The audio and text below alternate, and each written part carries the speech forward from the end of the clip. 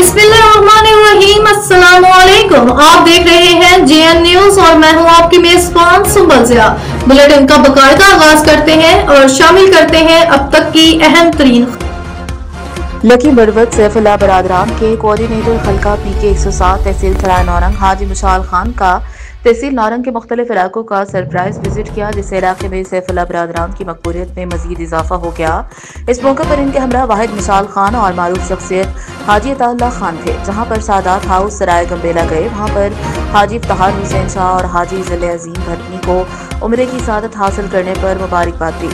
बाद मुख्तलिफ इलाकों में फातह खानियों में भी शिरकत की, जिस पर मौजूदीन इलाका ने सैफुल्लाह बरादरान के कोऑर्डिनेटर हल्का PK 107 तहसील नौरंग हाजी मिशाल खान का शुक्रिया अदा किया और कहा हाजी मिशाल खान आइंदा भी इलाके का दौरा करेंगे।